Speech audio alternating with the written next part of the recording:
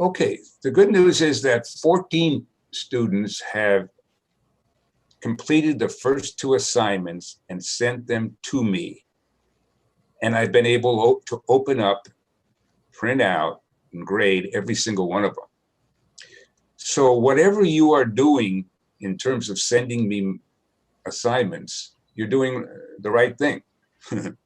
And there's been a variety there. A couple of you took pictures, and a couple of you sent them as downloads. Whatever it is, though, it's working. And I'm really grateful for that, because that was a real apprehension on my part. But it looks like that's going to work. Speaking of the 2 assignments, they are due this week and by Sunday. After I discuss them today briefly, I think you should get on to them and do them and turn them in. And it's very important that I get these assignments this week to know that you're there. Otherwise, I really have no, I need to know you're there and you're doing it, you're part of the class. And so that's the way I'll get it with those assignments. You're doing fine with them, the ones that have turned them in. I grade them right away, and then I respond to you. If you need to change something or do something a little differently, I tell you to do that or ask you to do that, and that seems to have worked out.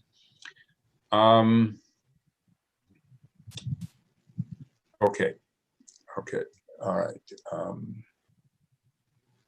Let me just look up here a second. I sent you a Zoom summary meeting Tuesday evening or Tuesday afternoon, and I will do this every Tuesday and Thursday. Toward the end of the day, I will send you a summary of the meeting in 2 places. I will send it to you as an email attachment from my AOL account, and I will paste it into the week, like in this case, week 1 module in the Canvas shell. And it's there now too, and you can get it either way. If you are here, as you all are right now, I still suggest that you look at the summary and see if there's anything there that is worth discussing. It's primarily for those who were not able to attend the meeting, but for those of you who are, I suggest you look at it too. Okay. I'm not quite sure how I am going to summarize your grades on these sheets and get them to you. I'm not quite sure yet. But I have a folder for each one of you. I'm dropping the sheets in the folder after they're graded. I have them. But at some point, you're going to want the grades for these sheets, and I'm not going to let it go too long. It's not in the regular class. I would just hand them back the next day and record them and hand them back the next day.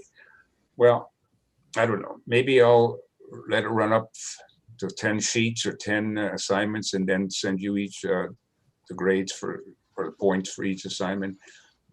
I don't know, but I won't let it go too long. And again, if you have any problems with any of the assignments, I usually let you know, and you can redo it or whatever. All right, I'm just looking at my list here before we really get started. How are you folks doing with tools, and particularly soldering irons? Are you getting a soldering iron? Yes. Yeah. Okay, I see that. Yeah, almost anyone will do. If you're starting out and buying one, try to somewhere between 30 and 40 watts would be fine. But if you have one that's a little less or one that's a little more, well, give it a try. Okay, because we're going to solder next week. So I'm going to demonstrate some things about soldering today. So that's the critical one.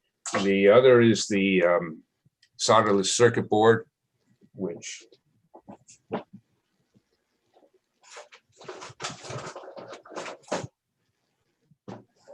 you'll want to get that if you can at so forth. So you can get this stuff at all electronics. You can get everything on Amazon, of course. No problem there at all. Okay. All right.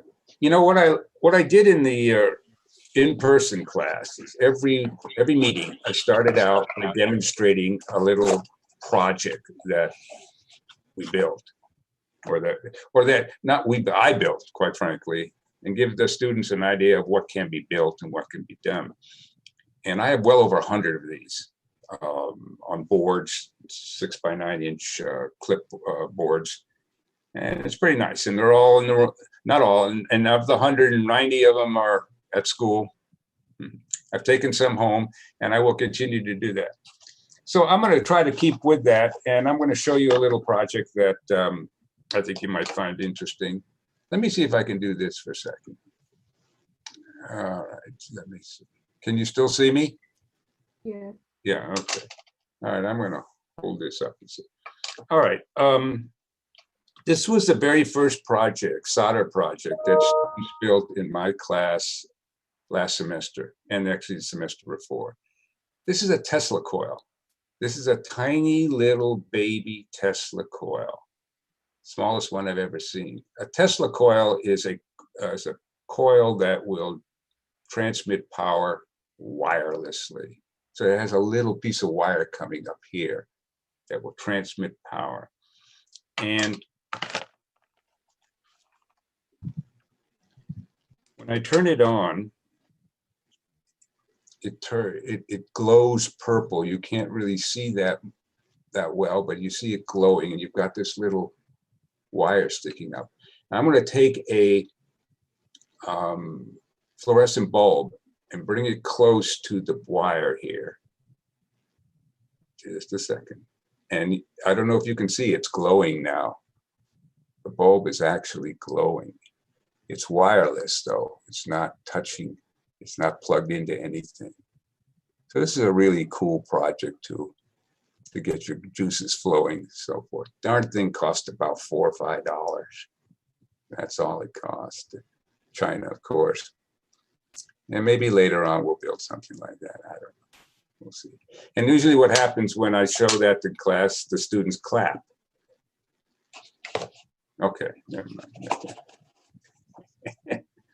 All right, so you don't have to clap. All right, good. Again, ask any questions anytime. All right, what I want to do now is I want to go over the two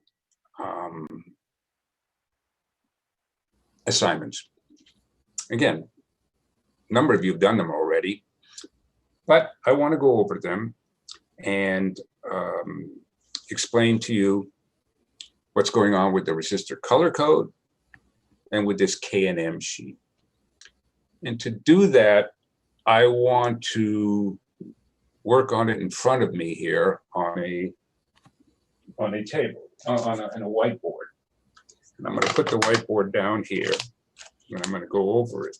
In order to do that, I need to turn my camera around and paste it down. So give me a moment here, and I'm going to try this and turn it around so that you can read it.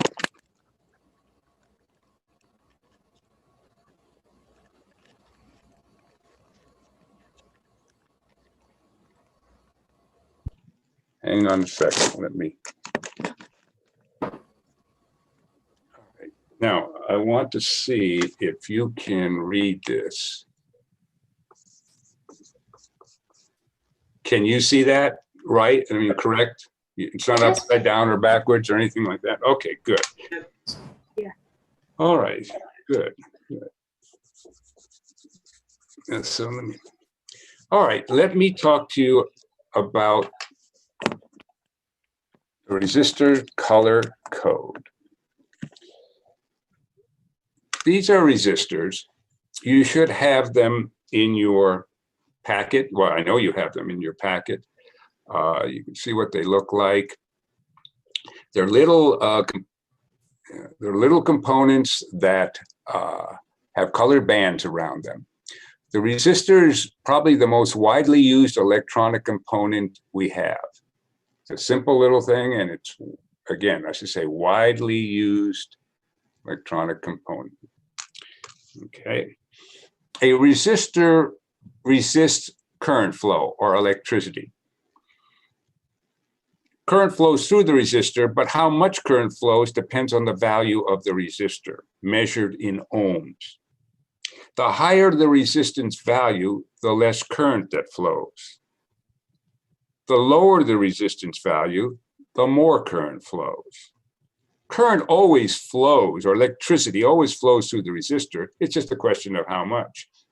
You could have a 1 ohm resistor, and you could have a 1,000,000 ohm resistor. And the 1 ohm resistor will allow 1,000,000 times more current to flow through it than the 1,000,000 ohm resistor. And they even go higher than that. But there's always current flowing through it. It's just how much, and the resistor limits the amount of current flow. And that resistance is measured in ohms. We either spell out the word ohms or we use the omega symbol.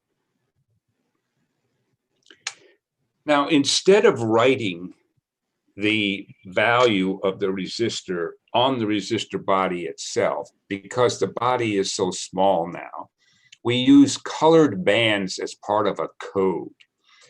And this is not a secret code. This is not a code that's designed to be difficult to break. On the contrary, it's straightforward and so forth. I have taught the resistor color code to thousands of students, but my most memorable experience was teaching it to a 3rd grade class, which my grandson was in, older grandson was in at the time. And they just loved it. They just ate it up, trying to figure out this code and get it right and so on. It was so great to see so much enthusiasm in just a bunch of little kids. So again, keep in mind, 3rd grade, and they got it. Oh boy, they get it. So remember, if 3rd graders can do it, so can you. And so there are 4-band and 5-band resistor color codes. Forget about the 5-band. We're only going to concentrate on the 4-band right now. And 99% of all the resistors you ever encounter will be a 4-band color code. So I'm going to draw a resistor like this. And if you look on your chart that you have that came with the exercise and so forth, you will notice that there are colors that correspond to numerical values. For example, black is 0, brown is 1, red is 2, orange is 3, yellow is 4, green is 5, blue is 6, and then 7 is either violet or purple. In Europe, they call it purple. In the United States, they tend to call it violet. And then on to gray and white, 8 and 9. Those colors correspond to values, and they always will be that way. In other words, red is always 2 of something. It's always 2 of something. And so you need to understand, you need to memorize that really, though of course you'll always have the chart in front of you. So a 4-band resistor has, surprise, surprise, 4 bands. And I'm going to draw them like this. And I'm going to go like this. And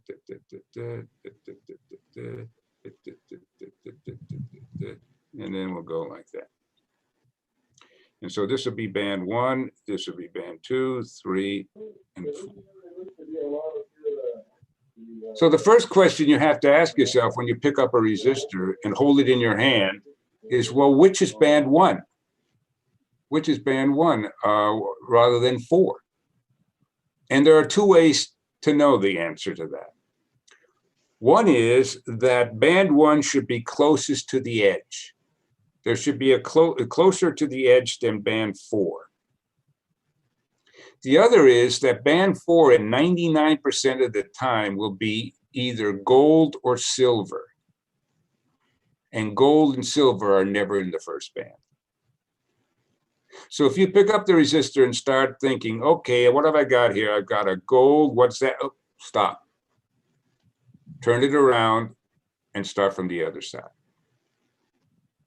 Okay? All right, the first 3 bands will give you the nominal value of the resistor, or what it's supposed to be. Nominal means in name only. It will tell you what it's supposed to be in ohms. The 4th band is the tolerance band. because there's no thing, they don't make these perfect. They don't make them exactly right. The fourth one's a tolerance band, and we'll get to that in a few moments. Forget about it right now. Just forget about the tolerance band. The first two bands will give you a numeral. The third band will give you the number of zeros. It's often referred to as a multiplier, but basically what I'm saying is it's a number of zeros. The first two bands are numerals. The third band is a number of zeros. For example, let's just say that the first band is red, the second band is red, and the third band is red. So I'd like you, if you have a sheet with you or paper, whatever, to write down what you think the value of that resistor is in ohms, based on the color code that you have in front of you, or should have in front of you. Anybody want to give me what they think is the answer? Anastasia, what do you think? I think that it's hard.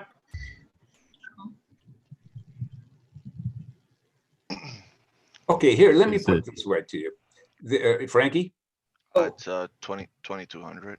Okay, good. All right, that's correct. All right, what I usually do in class is I throw this out, and about half the students get it right. And then we go on to the next one, and another half of the half that didn't get it right, and pretty soon after 3 or 4, everybody's got it. Okay, let's take a look. The first band is a numeral. Red is 2, so it's 2. The second band is a numeral, and red is 2, so we put down 2 here. The third band is red, but it's not the number, but it's the number of zeros. So this is not correct. It's not 222. It is 2200. 2 zeros. Red will always be 2 of something. It will either be a numeral or the number of zeros. You put your decimal point here, you stick your comma here, you put your ohm symbol here. As Frankie said, this is a 2,200 ohm resistor. Any questions?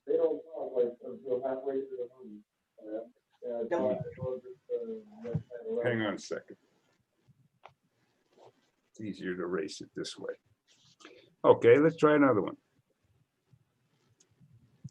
Blue, and the color I'm writing in it doesn't mean anything. The blue, orange,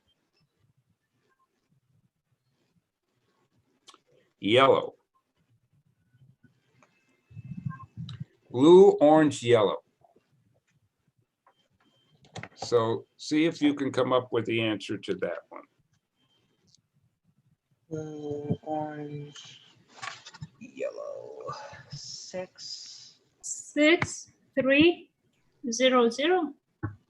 Why 0 0? Why just 2 zeros?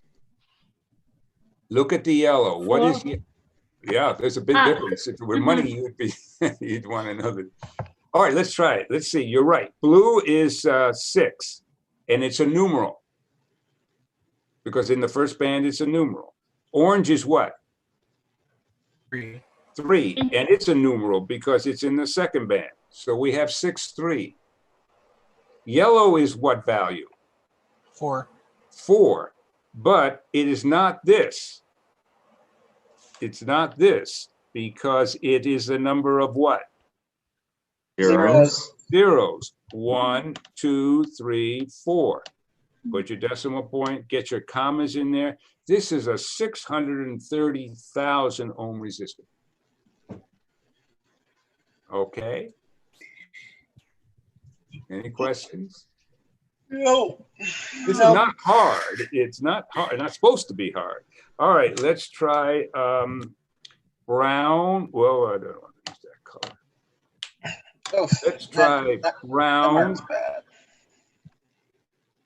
black, brown. Brown, black, brown.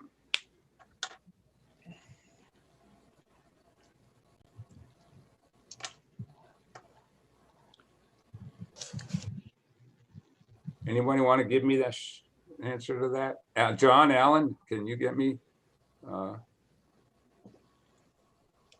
Sorry about that. It's 100 ohms. 100 ohms. All right, let's see if he's right. Brown in the first band is a 1 and a numeral 1. Black in the second band, black is 0. Mhm. And in the second band, it's a numeral. So we put down 0. Don't treat it any differently. Brown in the third band is 1, but it's 1, 0. So there it is, just as he said, it's a 100 ohm resistor.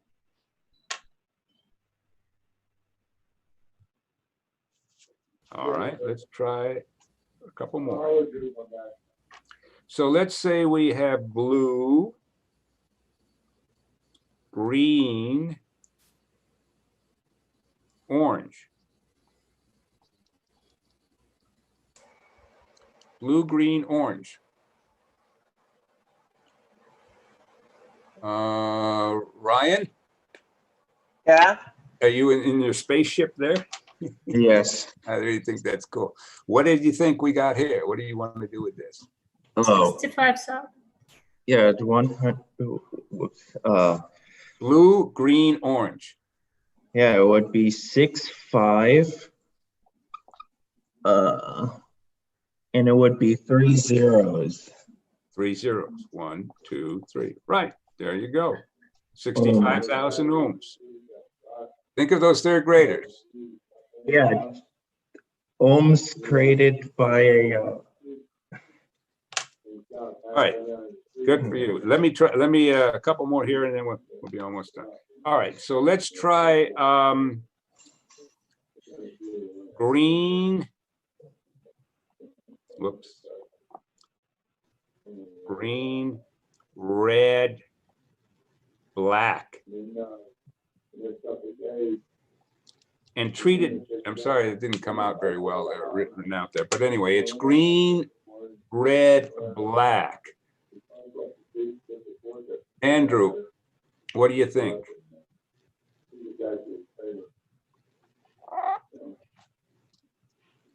Look on your, do you have a chart with you? Do you have that in front of you?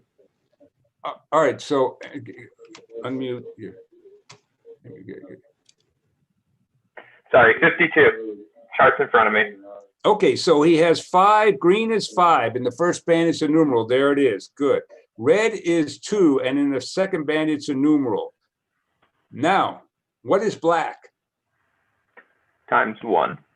Well, black is 0. And therefore, in the third band, it is 0 zeros, or no zero. Oh, yeah. So you stop right there at 52.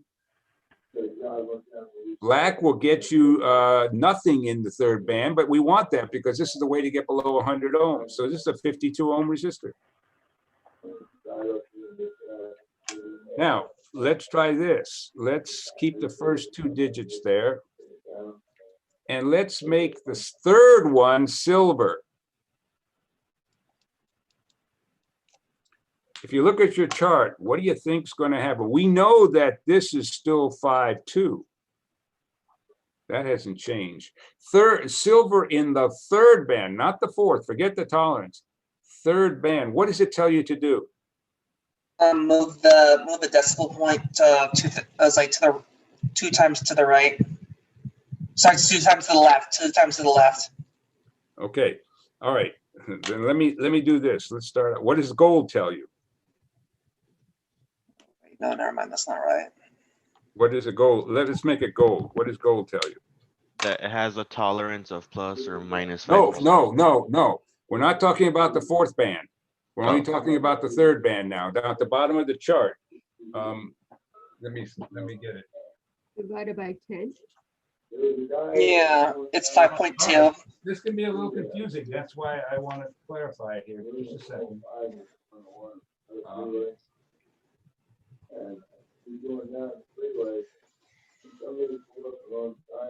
That's 5.2. Okay.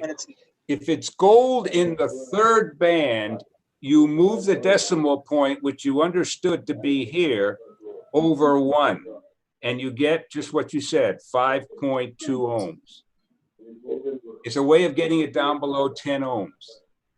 So gold in the third band, you move the decimal point over 1. Silver in the third band tells you to move the decimal point over 2 places. So you put it over here, and you have a 0.52 ohm resistor, less than 1 value, less than 1 ohm. So again, gold is a way of getting it below 10 ohms. Silver is a way of getting it below 1 ohm. These are rare, but I want you to be able to see how you would do that. It's just a question of what you move the decimal point over 1 place to the left for gold and 2 places for silver. Okay, let's look at the tolerance for a moment. Let's say you have what these are colors. Let's say brown, black, red. Brown, black, red. What do we have? Brown, black, red. 1, 0. And 0. 1000. okay, we have 1 and 2 zeros there for the red, 2 0. So we have 1,000 ohm resistor. Okay. Now the fourth band will either be gold or silver. If it's silver, that means that this resistor has a tolerance of plus or minus, written like that, of 10%. That means that you take the value of this resistor, find out what 10% of it is, and add it, subtract it from the nominal value. What is 10% of 1,000? 100. 100. So if you add that, plus, you get 1,100. If you subtract 100 from 1,000, you get 900, right? Mm-hmm. So the manufacturer is saying to you that I guarantee that this resistor is somewhere between 900 and 1,100. But it could have that spread. Gold is, that's 10%, is for silver. Gold is better, so gold is 5%.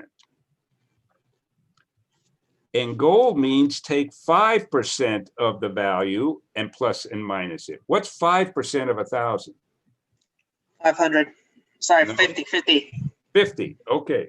So that means you could have a maximum of 1,050 ohms and a minimum of what? 950? 950 ohms, correct. So this spread is tighter. It's a better tolerance because it doesn't spread out as far above or below. That's with the tolerance. For the most part, you can even forget about the tolerance. Most of them are about 2 or 3%, no matter what the color is. And most of you are going to get gold in the third band, in the fourth band anyway. All right, finally, one more thing. You've got to be able to go both ways. You've got to be able to go from a color, from a color to a number, or a number to a color. You're going to read numbers off schematic drawings. In other words, there'll be a resistor. This is a symbol for a resistor, and it may say 1,200 ohms. Don't worry about the tolerance, 1,200 ohms. So what are the colors for 1,200 ohms?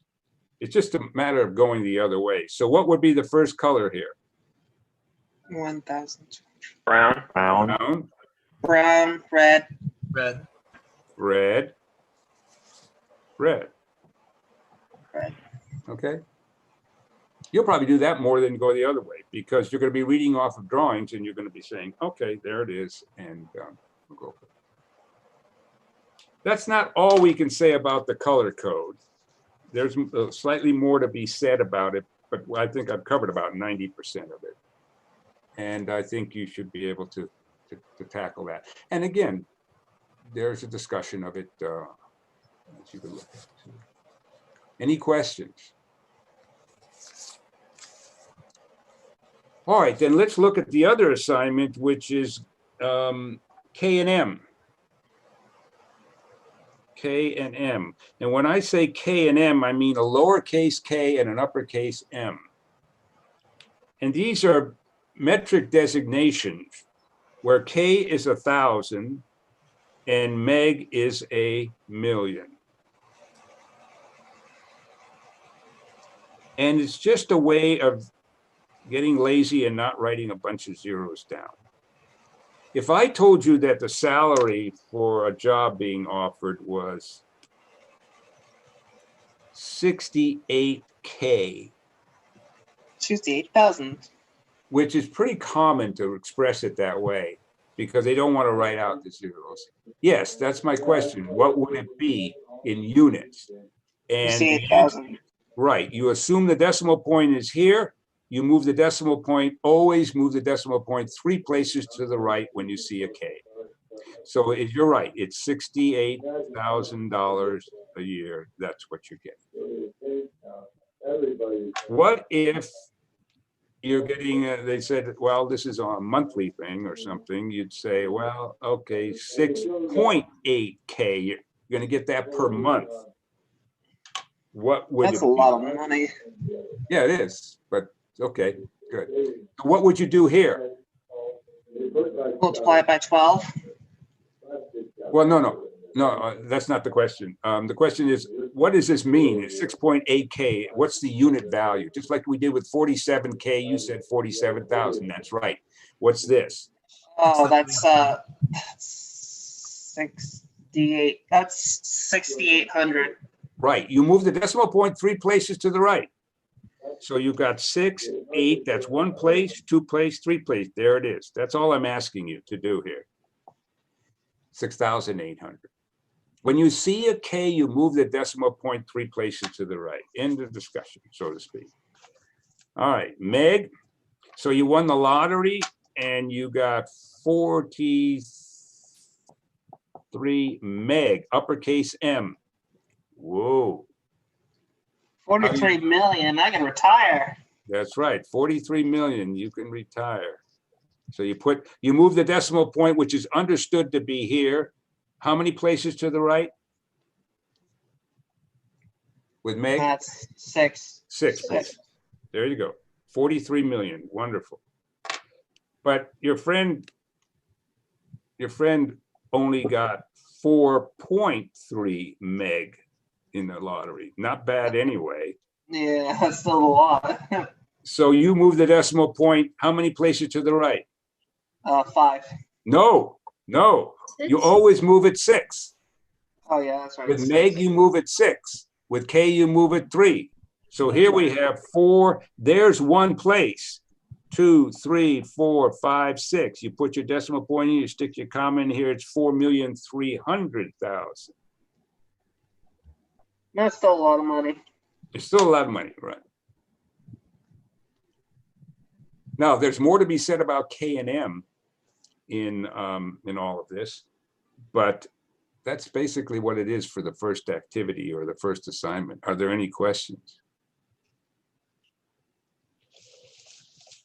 Okay, I'm going to pull that down. Hang on just 1 second. I gotta get something.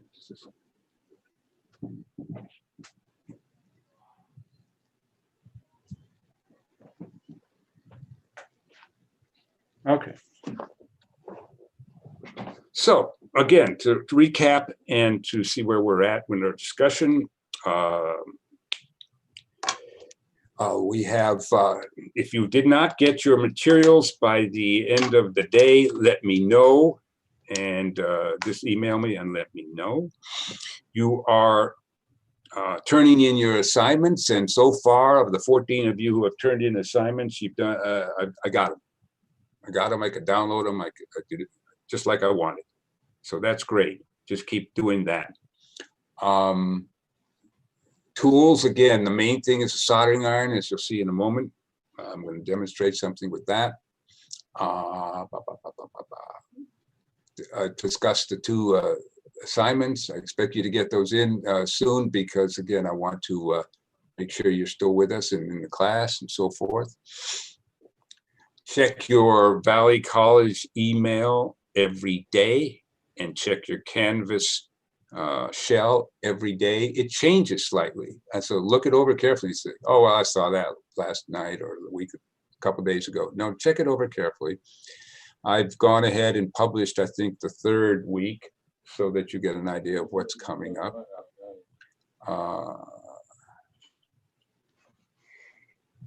Okay, so let me see if we can talk a little bit about soldering. Even though soldering is for the 2nd week, I want to give you some idea of what's going on. And I'm going to plug my soldering iron. Oh, well, let's see. We don't want to do that.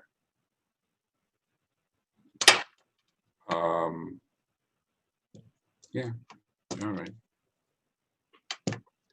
Why am I showing up like that? It's a reflection. Huh.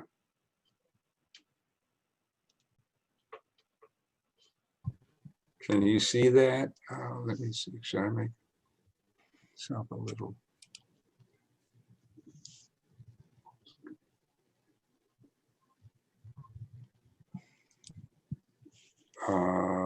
Hang on a second. I guess I'm getting a reflection off of the table. Huh. Maybe I should put this back here. Do it this way. Yeah. All right, I'm going to plug my iron in. And I have an iron with a slightly, it can vary the temperature on it. It's a cute little piece here. I just got to get this.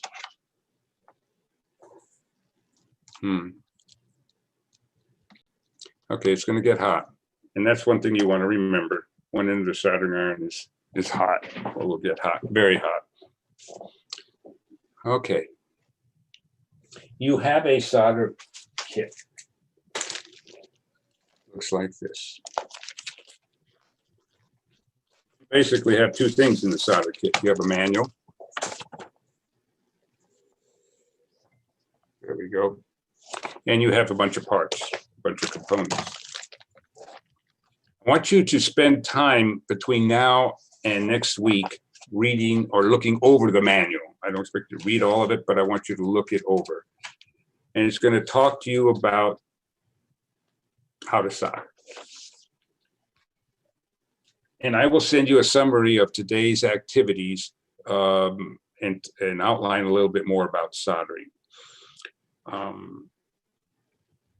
You have some solder in your box. You have some solder in your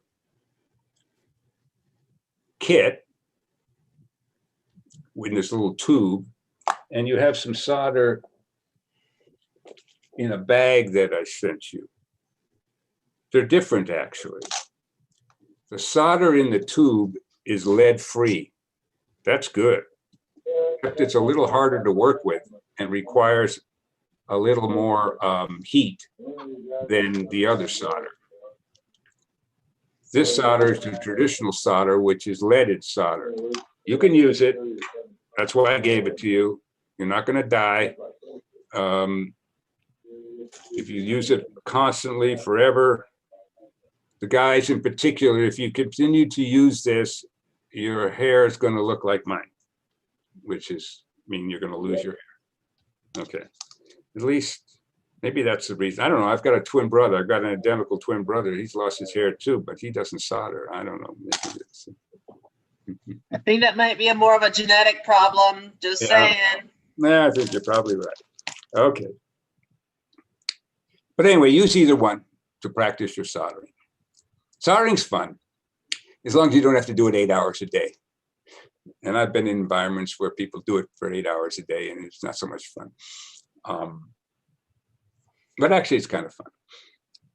Soldering's not gluing, it's a fusion process. And the idea is to fuse 2 elements together.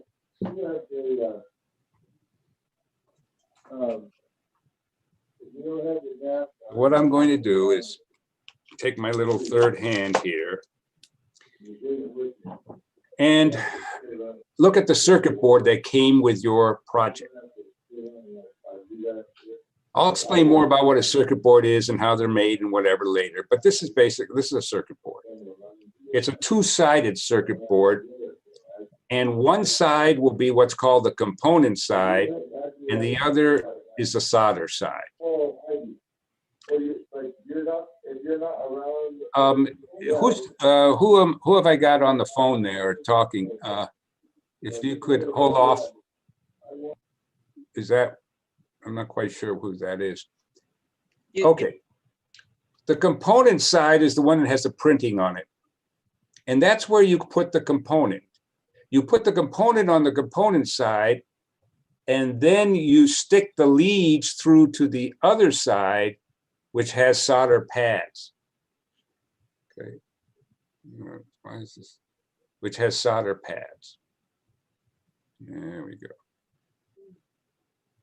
And that's where you're going to do your soldering. So get that right. The component goes in here. I put 3 resistors in here already. And the solder is, and then the leads come out. I bend them over at an angle, about 30-degree angle, so they don't, the component doesn't fall out. And then I'm going to do my soldering. So what I'm going to do is I'm going to solder a lead to a pad. Those are the 2 metal elements that I'm going to fuse. The lead and the pad. The lead is what comes out of the resistor, the leads, there are wires, and the pad, okay?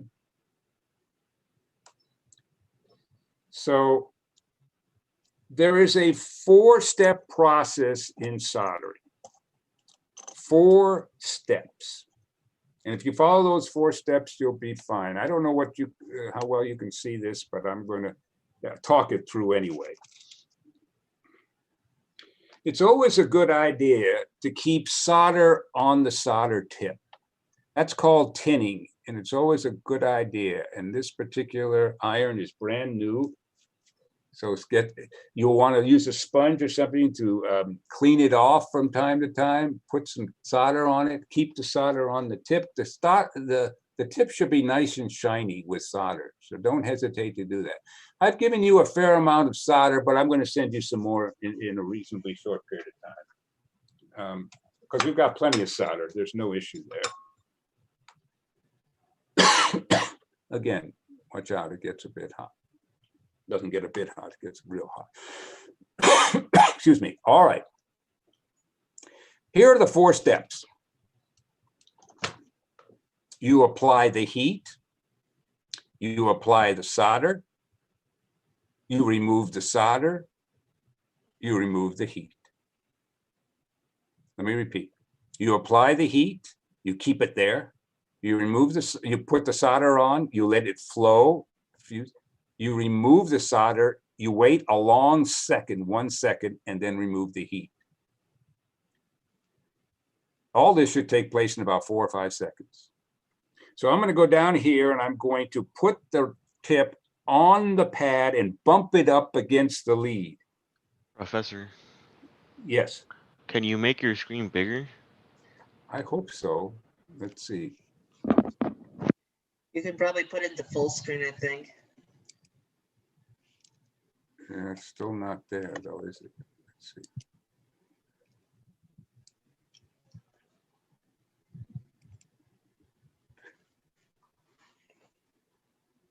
Yeah, I'd like to do that.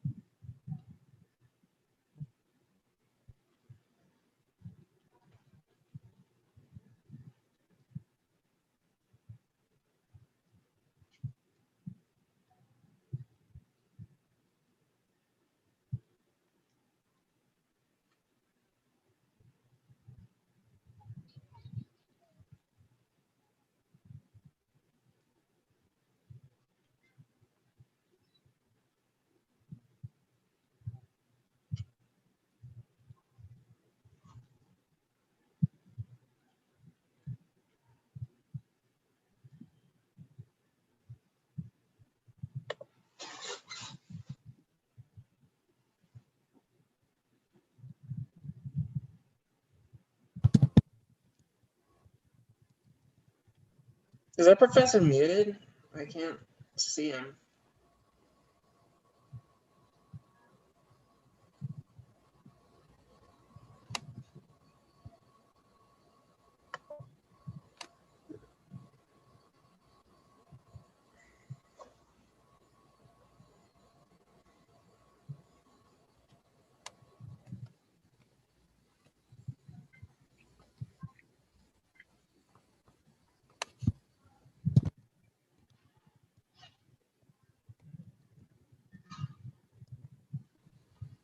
Can you hear me now? Yeah. Yes. All right. All right. Well, just have to stick with this this way for a moment. And until I figure out how to do that, I'm sorry. I'll get it. We'll get it. But anyway, let's go through the steps again. You apply the heat, you apply the solder, you remove the solder, you remove the heat. So I'm going to put the iron on the pad, bump it up against the lead, bring the solder in from the other side, pull the solder away, and then leave the pad there. Let's apply a little more now. I'm going to do another one, let it flow, remove it. Okay, that's pretty good. Let me try one more here, and then I'll show it to you. Professor, quick question. Sure. I got the same soldering iron, but what temperature are you on? I don't know. You need to be high. You need to be relatively high. Okay. So like 400? Yeah. Mhm. Okay, thank you. Yeah. Now, your solder connections should be nice and shiny. And again, you can't see this too well. As opposed to dull gray. They should look like they flowed on. It flowed on as opposed to a dull gray connection. You'll see. This is practice. Everything you do here with this whole exercise next week is practice. And some of your solder connections are going to be kind of crummy in the beginning. You can reheat them if you want or whatever, but it's practice, and I don't expect perfect. It's going to take some time. But the key thing is to remember the 4 steps. Apply the heat, 1 second, apply the solder from the other side, let it flow, remove the solder, and then remove the soldering iron or the heat. What the mistake people make is that they will go in with the soldering iron, they'll put the solder there, and then they'll say, I'm done, and they'll lift both up at the same time. They'll say, okay, they remove the solder, remove the iron. No, you want to apply the iron, you want to apply the solder, you want to remove the solder, and then wait 1 long second to remove the heat. If you do that, you'll get a pretty good solder connection. And again, it's all explained in the book, in the manual. You've got all of that to tell you. You will then clip off the resistor leads. You'll take this and you'll take a little clip lead and you'll just clip them off. And you'll be on your way. Again, right now, I don't necessarily expect you to do much with this. It's for next week, though there will be a lot to do next week in terms of the soldering. It's a major project there. You'll have to do a lot. But right now, if you would finish the 2 activities that you've started, or for this week, if you will look over the manual, look over what you've got, look at the colored resistors the color bands for the resistors you've got.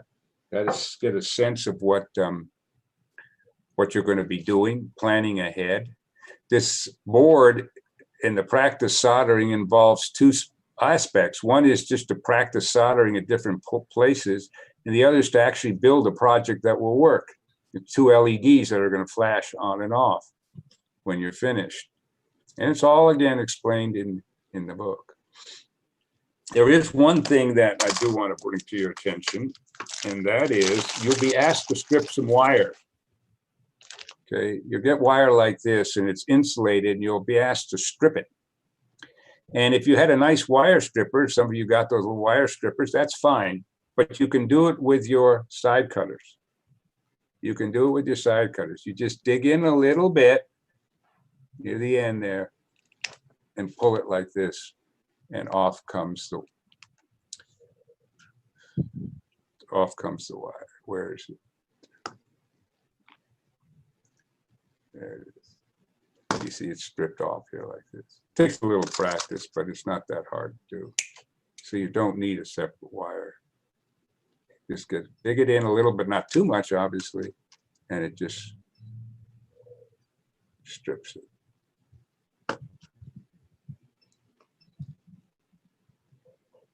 Let me do something here that, let me turn this thing around again. Come back to me and I can.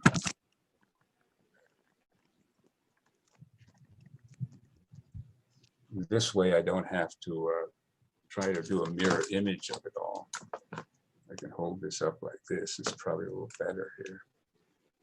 If you're soldering on this side, you're putting the components in on this side. These two solder connections I made here are okay. They're not the greatest, but they're okay. And again, when it comes to wire,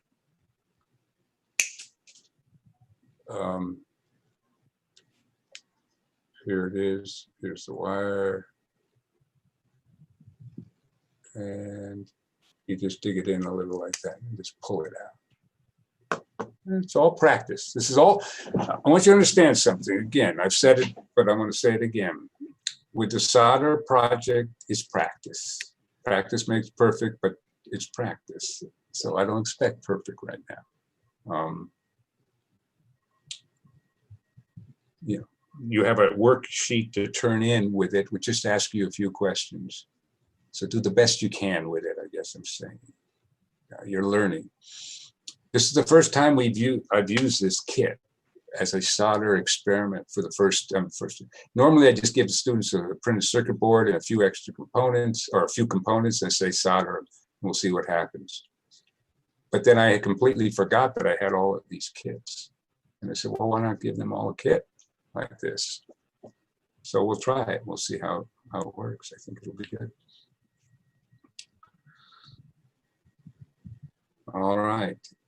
That's my dog. That's not my dog. I have 3 dogs. Don't even want to go there. Are there any questions? Nope, I'm good. Okay, it's good to have you. One student dropped, and I sent him a box yesterday, a big box. Cost me $8.25 to send him the box, and he dropped. Don't drop. Don't drop. I mean, if you, one student wrote to me and said, look, I can't attend the Zoom meetings. Should I drop the class? I said, if you drop the class, I'll send no, don't drop the class. We'll all get through this. We'll send you summaries, and you can always email. And some of you have emailed and may ask me some questions. That's great. I don't know, in a way, I've discovered something. It seems that I could spend maybe a little more time with you as an individual this way than in class. In class, I want to answer your question quickly, but then there's everybody else raising their hands and so on. But when you email me, it's just you and me. And, you know, and I've got the time. I'm not worried about that. So we've got material to look at.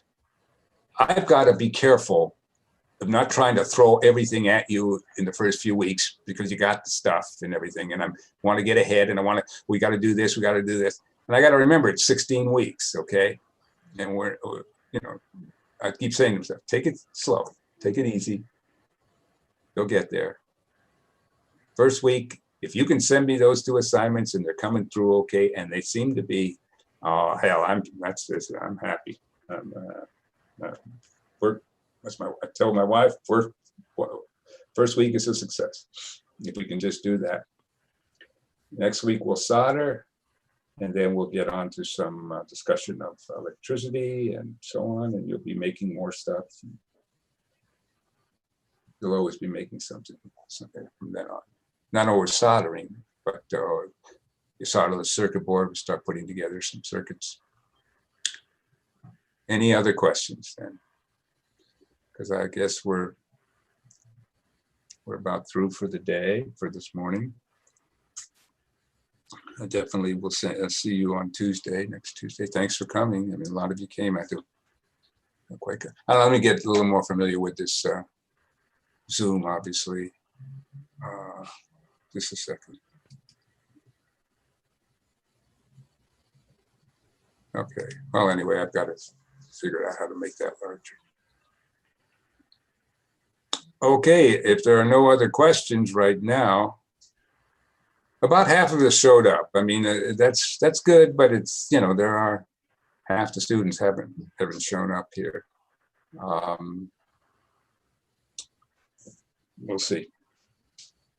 That's why I've got to know that you're getting, I've got to know you're there. I don't know that for sure. I know you are. I know the ones I'm seeing here are with us, but I'm not sure about those others. The only way I can know about them is if they turn in that assignments. Any suggestions, any questions?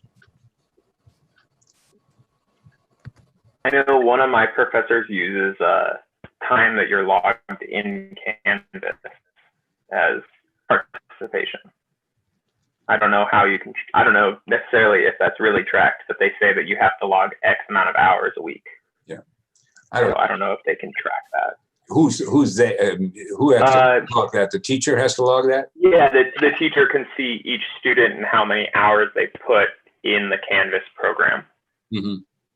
So they set like a umbrella of an hour a week, or, you know, however much. Yeah, I don't know. Yeah. Look, this is an elective class.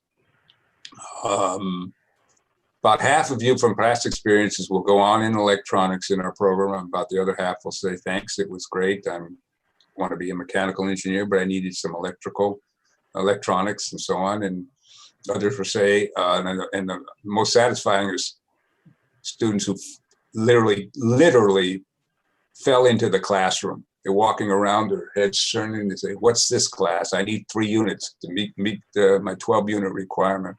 It's electronics. Electronics, what's that? Well, I know what that is, but come on in, you can make it. And at the end of the semester, they say, hey, look, that was pretty good. I'm glad I came. I'm not majoring in electronics. I want to get into real estate, but you know, hey, it wasn't so bad. On that subject, I have a quick question. Mm-hmm. I kind of wanted to take this class because I want to work on the wiring of an old classic car. Uh-huh. And kind of like learn more about this. Will we kind of like all of this is kind of transferable, correct? Transferable in what sense? Like if I'm learning how to identify, we'll use a multimeter, correct? So I'll be able to like. You have a full lesson on that.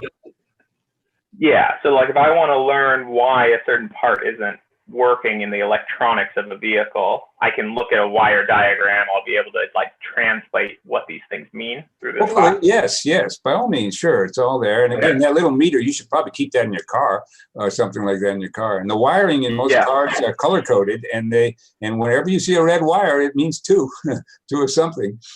So yeah, this is all transferable in that sense. Sure. And again, I've got a number of students who I've recruited from more advanced math classes who are engineering types, but they're not necessarily electrical engineering. But anybody who's going into anything technical or even scientific needs to have some exposure to this sort of thing. Besides, it's fun. Yeah. It's fun to make stuff. Really, I've had students just go berserk when that first project works, which is wonderful. And I did the same thing. I mean, I've been doing this a long time, but the least sophisticated and the most satisfying electronic project I ever made was a crystal radio. This is a radio that has no power source. It has no batteries, no sense. It just gets this magical signal out of the air and you can hear it in your phone. And to me, that is a wonder that I've never exceeded. I've built some fairly sophisticated computers, controlled stuff. It doesn't compare with that one little radio thing. So, and again, I've seen students who get very excited about it because they say, I built something that actually worked. And of course, if it doesn't work, they're even luckier because now they get to learn to troubleshoot. Yeah. But at the same time, you know, what I see with my grandkids now, they're going from Legos to the phone. You know, they really got into Legos when they were young, and then they got on the phone. Their parents gave them the phone, and it's all over. You know, but there's no. So now, if they get back to do something in electronics, they actually get to make something again. All right, good show. Okay, so we'll see you Tuesday. on Tuesday. Send me those Yeah, next week. sheets, and any questions, just let me know. Okay, I've got a class. Yeah, I've got another class at 9:40. So All right. work with Thank it. you. Have a good weekend. Thank you. Have a good Okay. weekend, everybody. Thank you. Yes, everybody. Thank you. Yeah, have a good weekend. Professor, Yes. I send you the week 2 stuff, scan it and